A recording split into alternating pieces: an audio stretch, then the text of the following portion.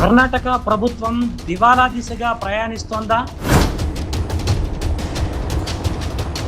ప్రభుత్వం కుప్పకూలుతుందని హెచ్చరికలు వినిపిస్తున్నాయా? కడుపు మండిపోయిన కాగ్ ఏమని నివేదిక ఇచ్చింది? కర్ణాటకతో పాటు రేపు తెలంగాణ పరిస్థితి కూడా అలాగే ఉంటుందా?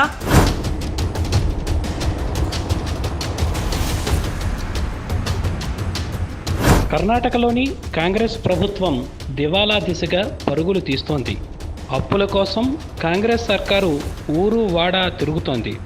ఈ పరిస్థితి చాలా ప్రమాదకరం అని కంప్ట్రోలర్ అండ్ ఆడిటర్ జనరల్ తాజా నివేదిక హెచ్చరించింది.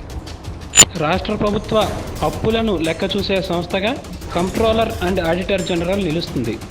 5 గ్యారంటీల అమలు కోసమని ఒక్క సంవత్సరంలోనే 63,000 కోట్లను కర్ణాటక ప్రభుత్వం అప్పుగా తీసుకుందని కాగ్ తెలిపింది.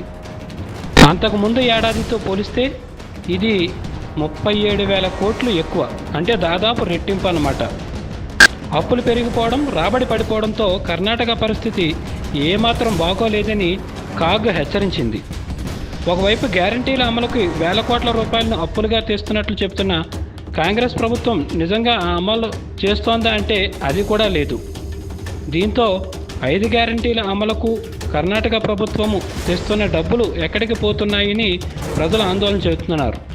మొత్తం మీద అప్పులు తెచ్చి కాంగ్రెస్ పెద్దలు జల్సా చేస్తున్నారని కర్ణాటక ప్రజలు మండిపడుతున్నారు. త్వరలోనే రాష్ట్రాన్ని దివాలా తీస్తారని కూడా భయపడుతున్నారు.